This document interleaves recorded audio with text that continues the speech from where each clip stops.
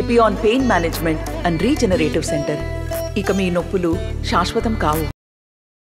కర్నూలు జిల్లాలో ప్రశాంతంగా ఎన్నికల పోలింగ్ ముగిసింది. అయితే బేతంచెల్ల మండల కేంద్రంలో మంత్రి బుగ్గన కాన్వాయ్ని ఫాలో చేస్తున్నటువంటి రిటైర్డ్ అడిషనల్ ఎస్పీ స్వతంత్ర అభ్యర్థిగా పోటీ చేసిన పిఎన్ బాబు మీద దాడి జరిగింది. అతను వాహనాన్ని ధ్వంసం చేశారు మంత్రి బుగ్గన అనుచరులు. మనతో మాట్లాడడానికి పిఎన్ బాబు స్వతంత్ర అభ్యర్థి ఉన్నారు. సార్ చెప్పండి, నిన్న ఏం జరిగింది అక్కడ? నిన్న నేను కులములపల్లి నుంచి బేతంచెర్లకు వస్తూ ఉంటే నా ముందు ఆయన కాన్వాయ్లో పోతున్నాడు. వాళ్ళ వీధిలో నన్ను అటకాయించినారు. ముందర ఆయన వెహికల్స్ 30 అడుగుల్లో నేను ఆపుకున్నా. నా దగ్గరకు వచ్చి ఎవరు నువ్వు అంటే నేను ఇండిపెండెంట్ క్యాండిడేటు అంటే ఏం పేరు అన్నాడు. అంత దబాయింపుగా మాట్లాడితే నేను పిఎన్ బాబు అండి ఇట్లా అన్నా. ఆహా, నువ్వు కూడా పోటీ చేసేంత వాడా అని నా కులంతో కొద్దిగా ఇన్సల్ట్ చేయడం జరిగింది. నేను దానికి మీరు ఇట్లా మాట్లాడడం పద్ధతి కాదు అంటే ఎట్లా పోతావు చూస్తా ఇక్కడి నుంచి అని వెనక బ్యారికేడ్స్తో రోడ్డు క్లోజ్ చేయించేసినాడు. ఈ లోపల నేను అక్కడ స్థానిక ఇన్స్పెక్టర్ ఫోన్ చేసి చెప్పినాను. ఆయన అక్కడికి సుమారు 10:25, 10:30కి వచ్చినాడు. నన్ను 10 గంటల 20 నిమిషాల నుంచి అక్కడనే డిటైన్ చేసినారు. ఆయన వచ్చిన ఒక 2-3 నిమిషాల తర్వాత వాళ్ళ మనుషులు రాడ్స్ తీసుకొని ఇన్స్పెక్టర్ సమక్షంలోనే నా మీద దాడి చేయడం జరిగింది. నా ఇన్నోవా వెహికల్ అద్దాలు బలగొట్టినారు. నన్ను కొట్టే టైంలో నాకు ఉన్న 2 మనుషులు వాళ్ళు అడ్డం రాసినారు. తర్వాత బేతంచెర్లలో నాకు పాత మిత్రులు ఉన్నారు, వాళ్ళందరూ వచ్చేసరికి వాళ్ళు వెళ్ళిపోవడం జరిగింది. నేను ఆ విషయము పోలీస్ స్టేషన్కి నా వాహనంతో పాటు వచ్చినాను. వచ్చి నేను లిఖితపూర్వకంగా ఫిర్యాదు చేస్తే అక్కడ ఉన్న స్టేషన్ రైటర్ వెళ్ళిపోయాడు కంప్లైంట్ తీసుకోకుండా. నేను దాదాపు 11:50 ఇంచుమించు 12 గంటల వరకు అక్కడే వెయిట్ చేసిన. ఉదయం 11:15 నుంచి ఎవరు రాకున్నారు సిఐ వాళ్ళు. నేను కానిస్టేబుల్ సెంట్రీ కానిస్టేబుల్ కాగితం ఇచ్చేసి స్టేషన్ ముందరే 12 గంటలకు ప్రెస్ వాళ్ళతో మాట్లాడేసి మళ్ళీ నేను తిరిగి డోన్కు బయలుదేరి వచ్చేసినాను. రాత్రి ఏదో సమయంలో అంటే నాకు తెలిసి 7 గంటల తర్వాత నా మీద ఒక తప్పుడు కేసు ఒక జయలక్ష్మమ్మ అనే ఒక ఆడమనిషి ద్వారా ఆయన అవుట్రేజ్ మాడెస్ట్ చేసినానని తప్పుడు కేసు రిజిస్టర్ చేసినారు.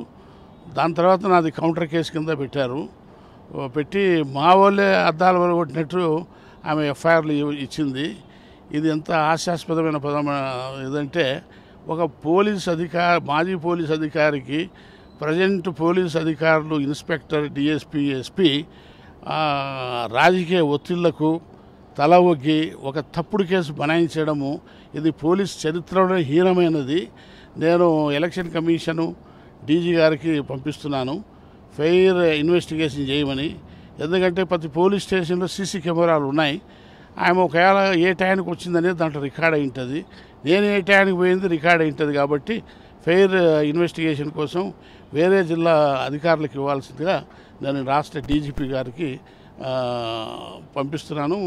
వీలైతే నేను పర్సనల్గా పోయి కూడా కలిసి కంప్లైంట్ చేయడం జరుగుతుంది. అంటే మీరు అడిషనల్ ఎస్పీగా పనిచేసి రిటైర్డ్ అయ్యారు, కానీ ఎన్నికల కోడ్ ఉన్న సందర్భంలో పూర్తి స్థాయిలో పోలీసులంతా కూడా పోలీస్ వ్యవస్థ ఎన్నికల అధికారుల పరిధిలో ఉంటుంది. సర్వాధికారులు ఉపయోగించుకునే పరిస్థితి ఉంటుంది. మరి కేవలం వాంటెడ్గా మీరు ఈరోజు పోలీసుల మీద ఆరోపణలు చేస్తున్నారు? లేదు, పోలీసు మీద నేను ఎందుకు చేస్తాను? నేను వాళ్ళు ఉద్దేశపూర్వకంగా రాజేంద్రనాథ్ రెడ్డికి తొత్తులుగా మారి వాళ్ళు నా మీద తప్పుడు కేసు పెట్టినారు. నేను అట్లా అంటే ఇన్స్పెక్టర్ సమక్షంలో జరిగింది ఇన్సిడెంటు, కానీ నేను అది రాయలేదు కదా కంప్లైంట్లో. నేను రాస్తే అతని మీద సివియర్ యాక్షన్ ఉంటుంది, కానీ అది రాయలేదు. నాకు అలాంటి పక్షపాత బుద్ధే లేదు.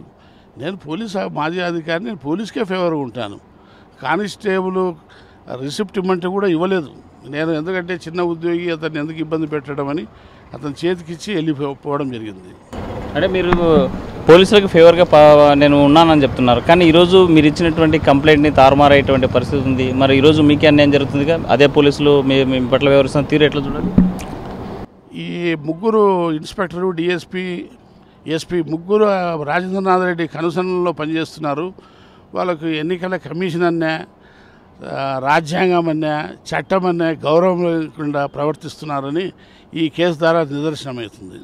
అంటే ఎందుకంటే ప్రత్యేకంగా బుగ్గన నియోజకవర్గంలోనే ఎందుకు ఇలాంటి దాడి జరిగిందంటారు? బుగ్గాన మొదటి నుంచి అహంకారి, అతనికి దళితులనే కింద ఇదన్నా ఆయనకు ఫ్యూడలిస్టు భావాలు ఉన్నాయి. ఇట్లా దళిత వర్గాలంటే ఆయనకు చాలా చిన్న చూపు. ఆ చిన్న చూపుతోనే ఓహో ఈడు కూడా మాకు ఎమ్మెల్యేగా పోటీ చేసేంత వాడా అనే దానితో నా మీద దాడి చేయడం జరిగింది. అంటే మనం సిచ్యువేషన్లో ఎప్పుడైనా సరే మీరు ఫస్ట్ టైం ఒకసారి బహుశా కలిసి ఉంటారు మంత్రి బుగ్గనతో అనుకుంటాను, కానీ ఇక్కడ దళితులు అనేసి లేకపోతే కావాలని ఇట్లా ఎస్సీలని అన్నారని మీరు వాంటెడ్గా చెప్తున్నారంటే? నేను అతన్ని 2014లో నేను డోన్ డిఎస్పీ, అతను అప్పుడు ఫస్ట్ కంటెస్టింగ్ క్యాండిడేట్ వైసీపీ. ఆ ఎలక్షన్ తర్వాత మళ్ళీ నేను 1.5 year డోన్లో పనిచేసినాను. నా క్యాస్ట్ నేనెవరో ఆయనకు తెలుసు, ఆయన ఎవరో నాకు తెలుసు. నాకు అట్లా దురుద్దేశంతో ఇవ్వాలనే ఎప్పటికీ ఉండదు. అతను ఏమి మాట్లాడినాడు, ఏం చేసినాడు అవే ఇచ్చిన ఎఫ్ఐఆర్ కంటెంట్స్. అంటే మీతో ఎవిడెన్స్తో కూడుకునేటువంటి దీంతో ఆధారంతో కూడుకునే దీంతో కంప్లైంట్ చేశారా? ఆధారంతో అంటే మా వాళ్ళు బాగా వాళ్ళు అడ్డగించడం వలన మేము సెల్ ఫోన్లు కానీ అట్లాంటివి ఏమీ బయటికి తీయలేదు. నా ఫోన్తో ఒక్కసారి ఇన్స్పెక్టర్ వాళ్ళతో మాట్లాడడం జరిగింది. అంతా వాళ్ళ మనుషులు ఉన్నారు కాబట్టి వాళ్ళు ఏమన్నా ఇవి తీసుకుంటే తీసుకోండవచ్చు ఇది సెల్ ఫోన్లో. కాకపోతే ఒక ఇన్స్పెక్టర్ వెంబడి వీడియోగ్రాఫర్ ఉన్నాడు. మరి ఆయన ఇన్స్పెక్టర్ వీడియోగ్రాఫరు లేకపోతే ఆయన పిలిపించినాడో తెలియదు.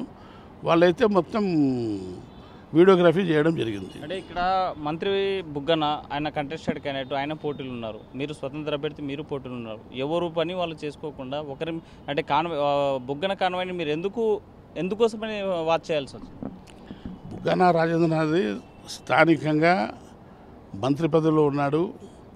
అతను ఓటర్లను ఏమన్నా ప్రభావం చేస్తాడనే ఉద్దేశంతో నేను ఒక స్వతంత్ర అభ్యర్థిగా ఓటర్లను ప్రలోభ చేయకూడదనే ఉద్దేశంతో ఆయనకి నేనేమి వెంబడించలేదు.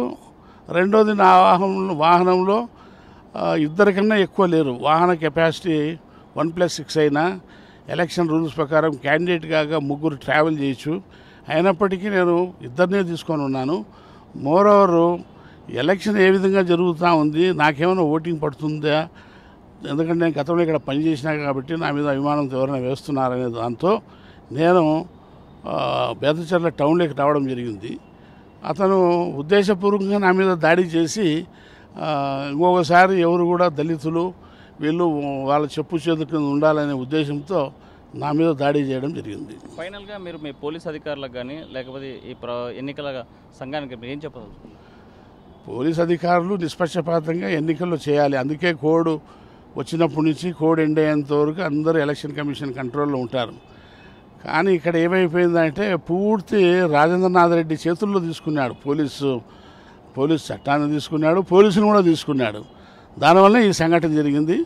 తర్వాత తప్పుడు కేసు నమోదు చేయడం ఇంకా అంతకన్నా ఘోరమైంది. ఇది సిగ్గుపడాల్సింది పోలీస్ వ్యవస్థ.